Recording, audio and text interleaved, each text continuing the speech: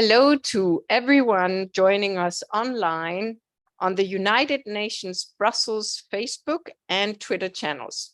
My name is Camilla Bruckner, and I represent the United Nations family here in Brussels. Welcome. In 2 days, on the 10th of December, the entire world will mark the Human Rights Day. In exactly 1 year from now, the cornerstone document that is the Universal Declaration of Human Rights will celebrate its 75th anniversary.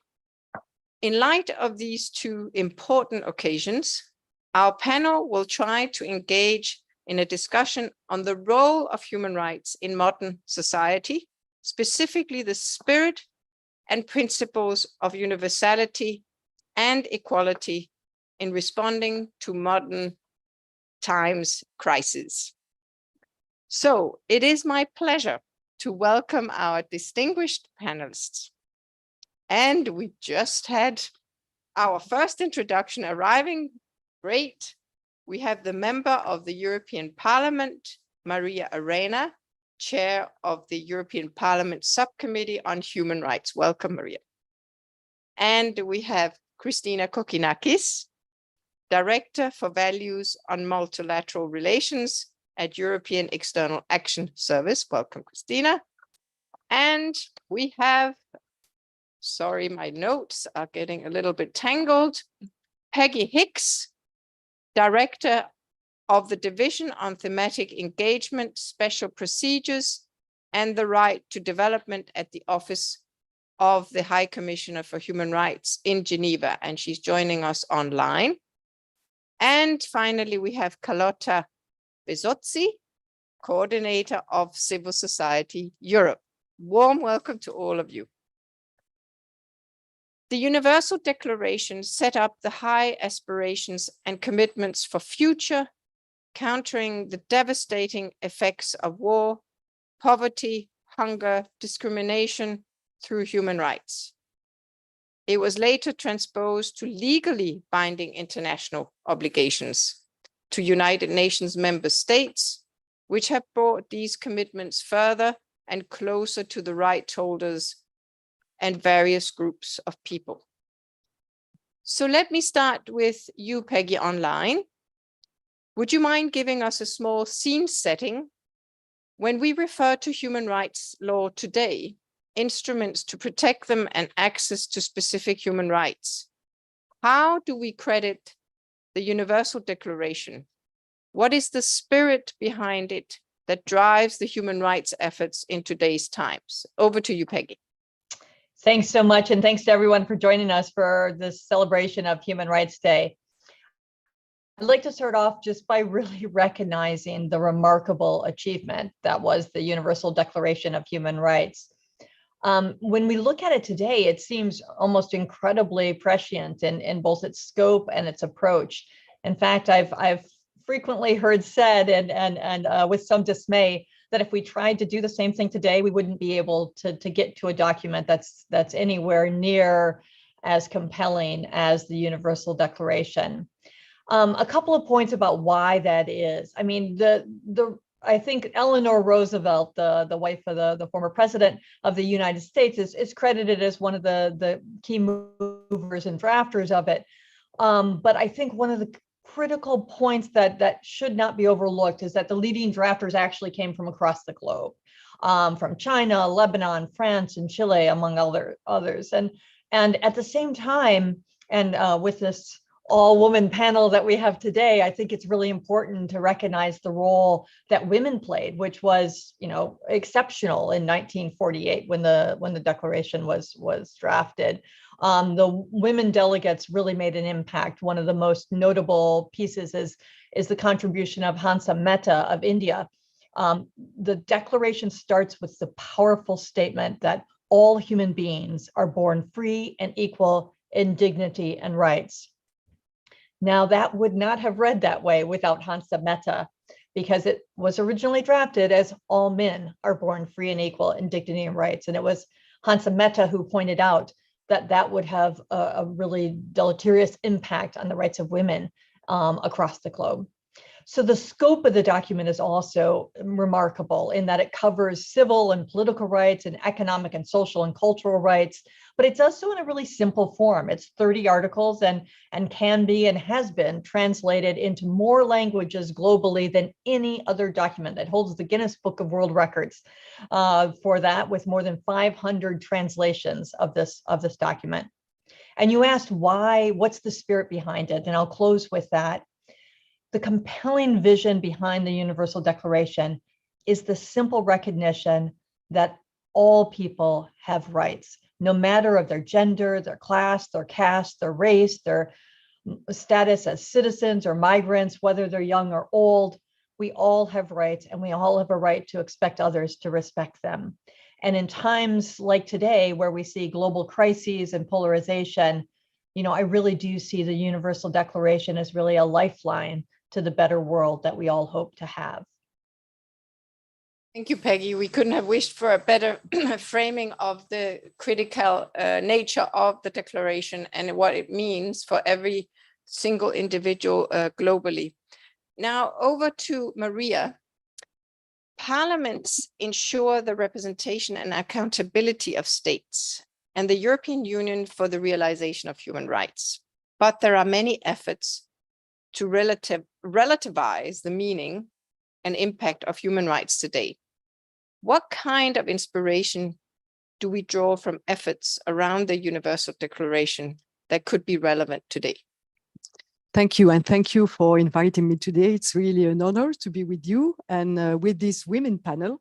It's very important to have this women panel during this celebration, I think. And human rights and the Universal Declaration stays a very strong driver for us at the European level. It is really important because when we think about the period when we have had this declaration, it was after the war, and we thought that the war was no more possible in Europe. And unfortunately, it is the case now. And we are working on this Universal Declaration to qualify this war also in the human rights references. So it's really important to have it in mind that it is not something from another period. It is really vital what we are living for the moment. But it is also used for new challenges. And this Universal Declaration is important, for example, when we are speaking about climate change. We understand that having the rights to live in dignity, it is also something that we can use when it comes to some people that they can't live anymore in their country because of climate change. We can think about a certain period, certain place in Africa or in the Vanuatu where the island will disappear. And so what is the right for people to live somewhere? And so it's really something important. What is the right to have access to water?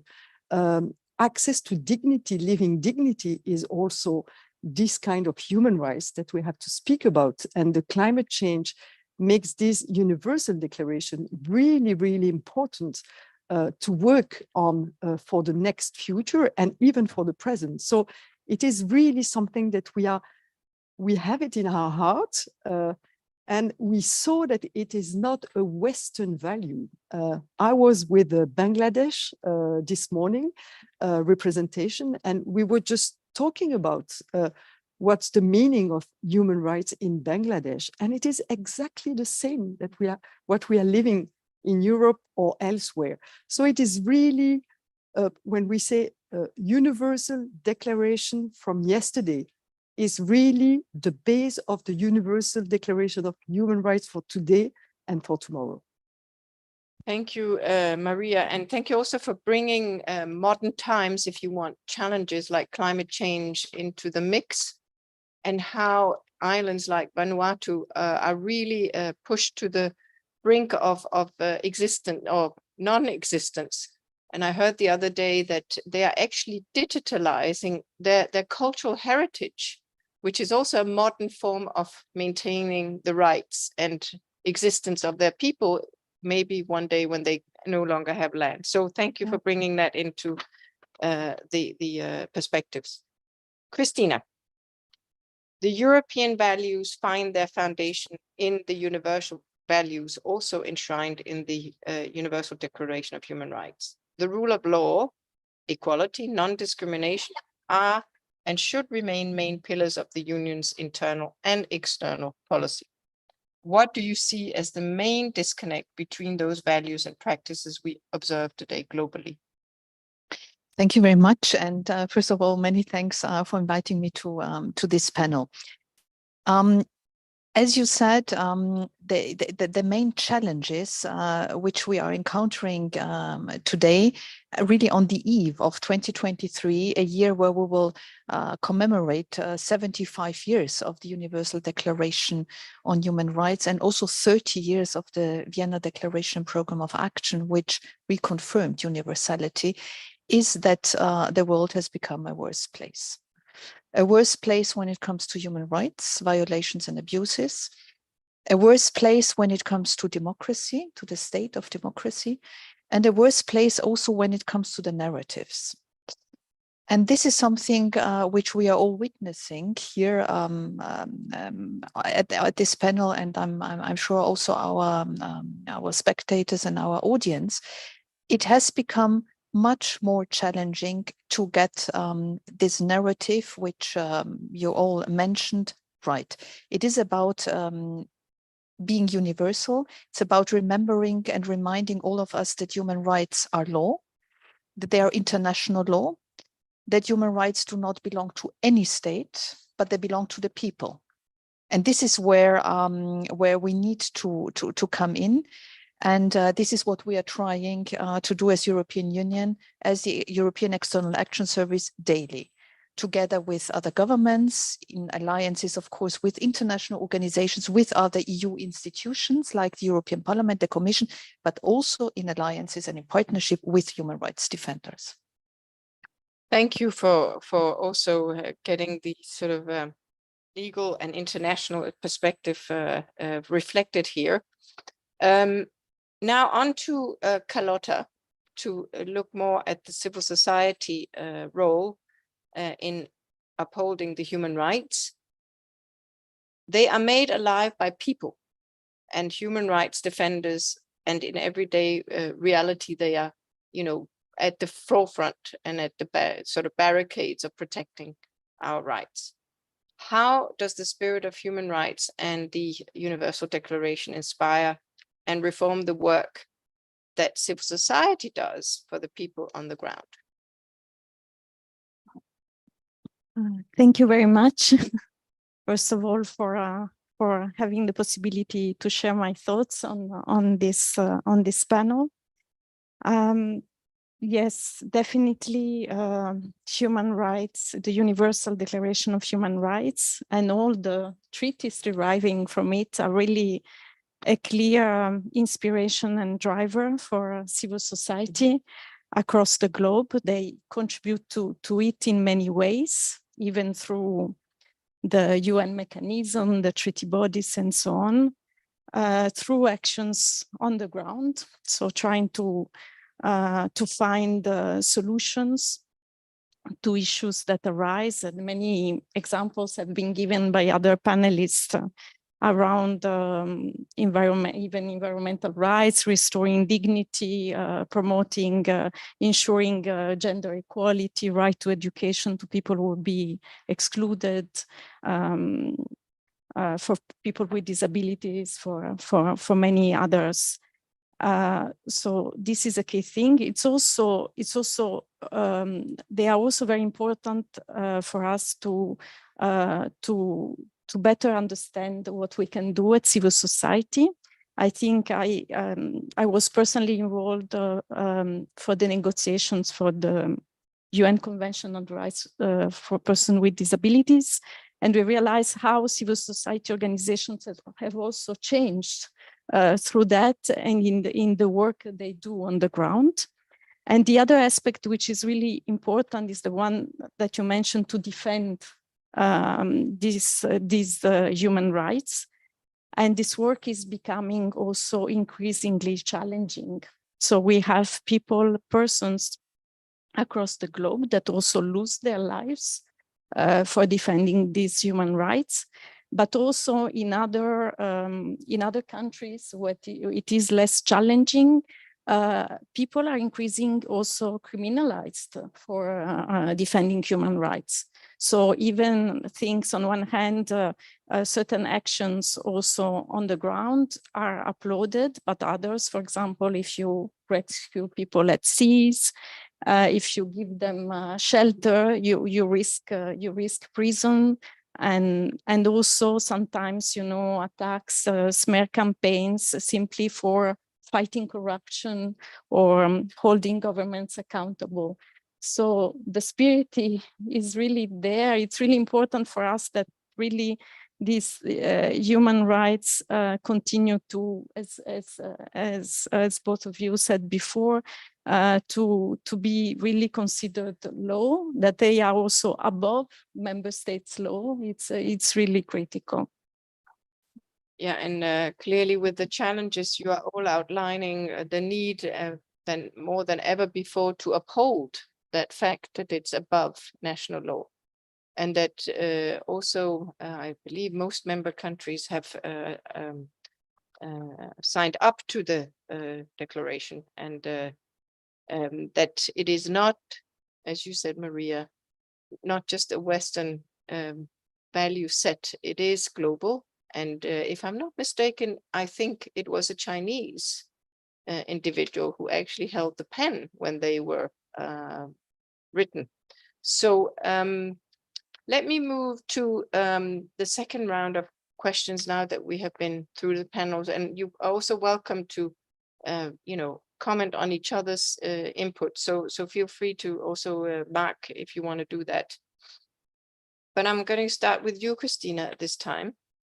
The reinforced multilateral engagement in the area of human rights is one of the imperatives of the EU that you also mentioned. And the charter or the treaty is based on the basic human rights principles.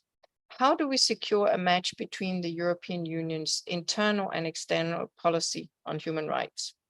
And what are some of the partnerships the EU have utilized successfully in the promotion of human rights and strengthening of institutions? Mila, thanks a lot, and thanks for this very challenging question. Just to say at the beginning that in the External Action Service, we don't have a mandate for the internal aspects when it comes to the European Union's member states. But of course, I'm happy to try to respond to your question, also in view of the more global challenges, and of course in view how we tackle also with some of the attacks we get on double standards, notably by some of friends, let's say from other countries that exactly put this narrative on human rights a bit on the spot, let's say. What we do first internally, of course, we cooperate with other EU institutions. There, the European Commission is obviously extremely important. DG INTPA is one of those with which we are in constant contact. And I'd like to mention a very concrete project we will host next week, the 14th and the 15th of December. Namely, this is the EU International NGO Forum that will take place here in Brussels, organized in close cooperation with the Commission, with civil society, with human rights defenders, and also, of course, with the European Parliament and all of those that are interested in human rights. Our High Representative will have a role, of course, and our USR for human rights will also be there. So this is a bit the internal aspect. The external aspect is what was mentioned, I think, by you, Camilla, first, and then also by Maria, is that war is back in Europe. War has been there forever in other regions. So when I say war is back in Europe, this does not mean that suddenly we are surprised and now because we feel it ourselves in our daily lives. but it puts even more, let's say, our work and what we stand for, I think, on a, let's say, on a better stage, because we realize that when it comes to upholding accountability, to fighting against impunity, wars play an enormously important role, and there it is our task, the EU's, but also the UN's task, to stand up against that. We had a very good statement yesterday that was issued by the new High Commissioner for Human Rights, and I put down a couple of figures he mentioned. He just came back from a 4-day visit in Ukraine. And just so, I mean, this is not from me, so the copyright does not go to me. Voila, but I found that extremely intriguing, the numbers. 17.7 million people need humanitarian assistance in a country that is on the European continent. 9.3 million required food. 1/3 of the population has been forced to flee, etc., etc. 6.5 million are internally displaced. So this is where we are. This proves that we need to work, as I said, with other regions hand in hand. We need also to be maybe more persuasive in explaining to other governments that this is a universally agreed codex, let's say, which we have in front of us, and that we cannot do this without the civil society and human rights defenders. And this is then my last point on your work. I mean, big appreciation, huge appreciation for your work. You've been incredibly helpful to us. We would not have been able to do this work without you. You are being put at risk nearly daily. And we know that human rights defenders are able to change the power of the balance of power in different countries. It is really you that can do that, and it is you that can confront governments which are not upholding universal human rights. And let me tell you that the EU stands close to you, and we will continue to support and help all these independent voices that are incredibly important. And just maybe to add, because Christina, I'm looking at your pin, which for those who cannot see it on camera, it is a combination of the EU and the UN flag. Maybe because I know you need to go to the airport soon. Maybe you can say a little bit about the cooperation you have with the UN and the dialogue you also have with, you just quoted the High Commissioner for Human Rights, and how close that partnership is. Maybe you just want to say a few words while you're still here with us. Yeah, Camilla, thanks a lot. And so for all spectators and an audience, I'm heading to the second official UN headquarters, which is Geneva, where I will also have a meeting with Director Peggy Hicks tomorrow. So I tend not to be late, because otherwise all these meetings won't take place. So what we do is I think we reaffirmed this again this year. Around the anniversary of the United Nations, that we are natural partners, the UN and the EU, not because the UN shares European values but because we all share universal values. We have a high-level strategic dialogue with the OHCHR. We created that now 2 years ago, and we try, and we spoke about that also before, we try to make it more concrete. I think this is where we need to go to. We need to be more concrete on the ground. UN work, and Camilla knows this from a UNDP perspective, is on the ground. It's concrete actions on the ground, where we try to engage more our EU delegations with the colleagues from OHCHR, but also under the heading of the resident coordinator worldwide. And of course, we are focusing on a couple of concrete points, some geographical situations, but most and foremost, I think the thematic situations, they are maybe a bit less sexy, but they are really important. This is relating to freedom of expression, freedom of speech, but also to economic, social, and cultural rights, which, when we talk about supporting the implementation of the SDGs, this is what the EU stands for, and we are fully committed on the OCHR and to work towards the Summit of the Future. This is where we can come in. We've been coming in, and we will continue to so as to eradicate poverty and alleviate the tasks of people worldwide. Yes, and I just want to compliment one thing there that maybe we want to highlight as well. Maybe the other panelists can also comment. As we are still in the 16 days of combating violence against women, maybe this is also an issue to put on the table, where the EU has also worked very closely with UN and civil society as an alliance, and even private sector, in trying to eliminate all forms of gender-based violence. But we can maybe come in on that in a minute. I want to move back to you, Maria.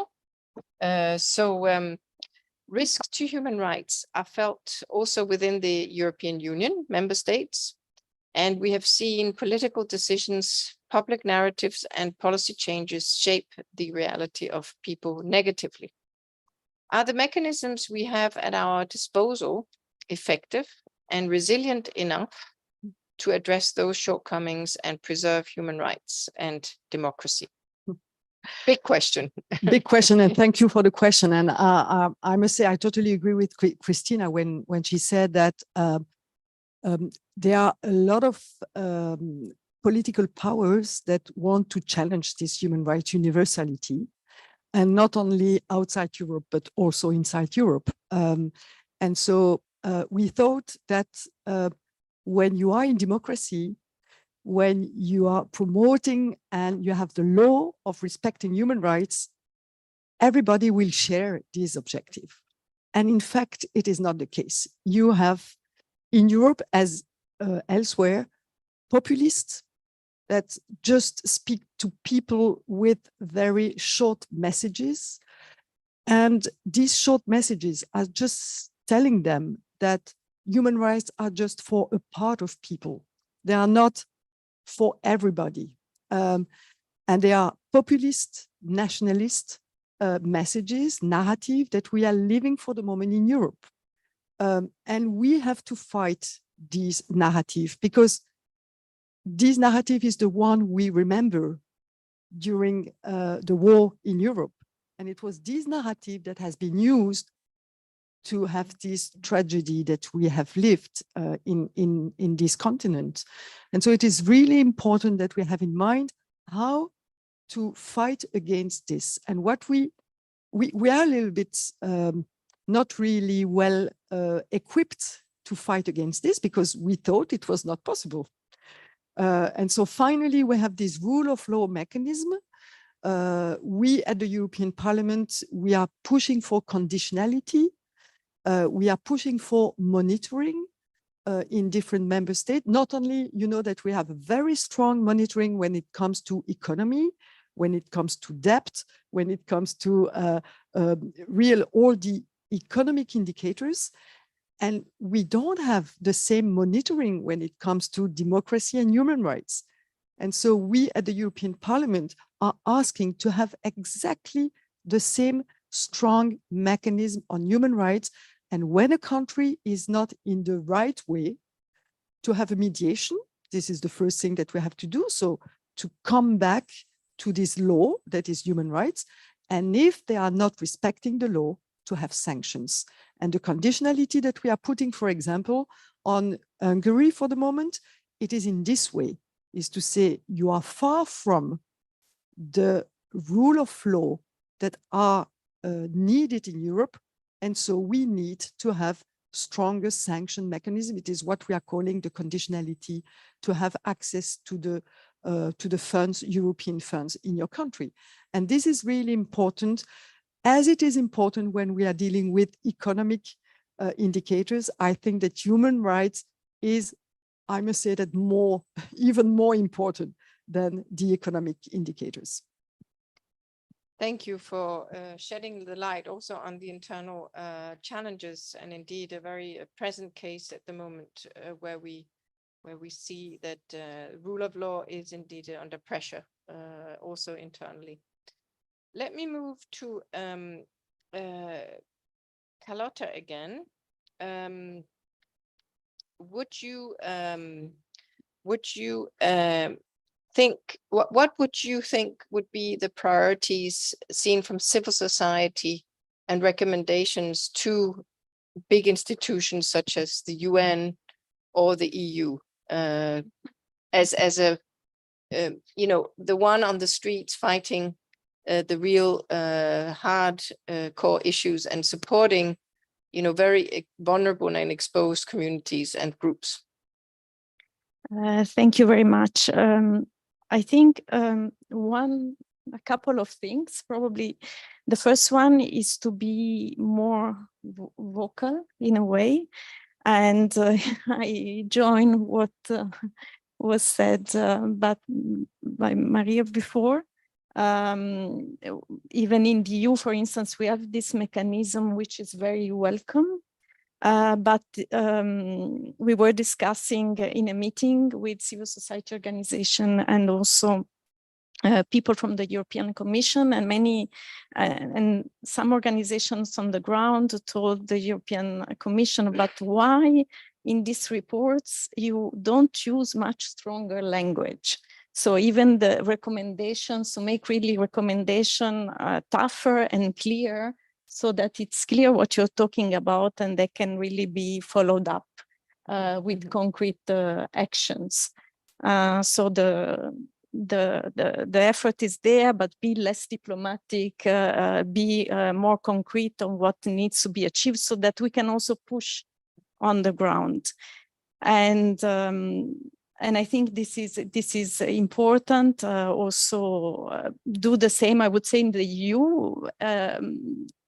Internally, the same as the EU does externally, when they are much more vocal, and the UN has also to continue to do this, to go beyond. Diplomacy is important, but much more. The other issue is also the education on human rights. At different levels. I think it's really important to have education on human rights at schools, so that we can prepare really everybody and everybody in society to contribute, because human rights are not achieved anywhere, and also we can have drawbacks, and we see it continuously. It has to be a continuous efforts of people, of institutions, of private actors to contribute to human rights. And without this education at different levels, we cannot get there. And also we have to have tools in governance to every time check where we are. So we have to find a system to mainstream human rights, to have impact on human rights, on the different things that we do, on laws. And so these are really important. So two very important recommendations, both from Maria and Carlotta, on measuring the advances or regressions of human rights, but also education, which is indeed very important, that it's integrated into even, I would say, basic or primary education. Let me turn to Peggy now online. Are you still with us, Peggy? Yes, I'm here. Good. So past few years have made it more clear than ever before how human rights are mutually connected and interrelated. And many emerging issues have become an issue of human rights, like we heard before, the climate change, pollution, digital technologies, where we actually have not talked about the misinformation, disinformation, hate speech, and the consequences of that. Is the development a positive legacy of human rights progress? And how do we ensure that human rights protection keeps up with these developments of modern times? Over to you, Peggy. Great, thanks so much, Camilla. I mean, I think the starting point for this really has to be around that fundamental understanding of what it means to be free and live a life of dignity is really timeless. And the beauty of the Universal Declaration of Human Rights is how well it does adapt to our changing world. It's, when you look at it, it's hard to believe really that it's 75 years old in a way. And that comes into play. You mentioned digital technologies. That's an area I work in a lot. And as you said, there are, huge questions arising, not just in Europe, but across the globe around, free expression, online content, misinformation and disinformation you mentioned, but also around privacy and surveillance, around non-discrimination when artificial intelligence or machine learning is used. Those are all concerns and dilemmas that clearly the drafters of the Universal Declaration could not have had specifically in mind. But the reality is that they've created a framework with the human rights framework that is adaptable and does meet the challenges that we see today. Remember, as has been said, the Universal Declaration led to a framework of binding legal treaties and conventions, as well as an immense amount of commentary and experience in applying these human rights.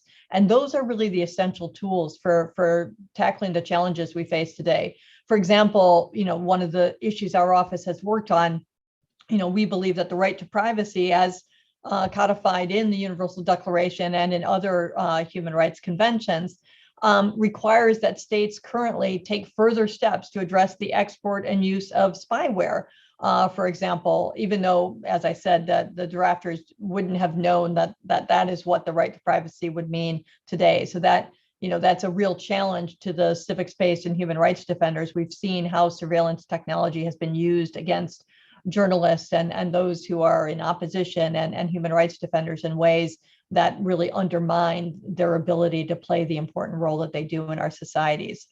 The second thing I'd say is that the Universal Declaration is, in fact, as we've said, universal. Universality is a key trait, and it does apply across cultures and across contexts. That's more important today than ever because there is a massive discussion around whether or not human rights are Western values or something that really do have applicability and resonance across the globe. And the UDHR itself echoes in the regional instruments that we see from Europe, Africa, and the Americas. And we really do need we face global problems, so we need global solutions.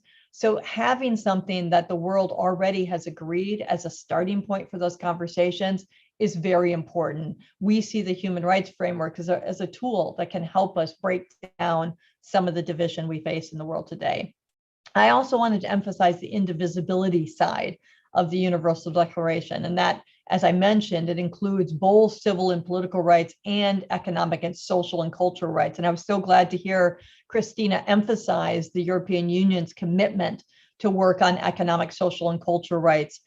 This is something that has been something of a divide within the human rights community, with a sense that some rights have been prioritized over others. And I think one of the challenges for us going forward is to really return to that spirit that the UDHR embodies of indivisibility. We need economic and social rights to be achieved in order to have the space to do what we want to on the democratic and civil and political side, and vice versa.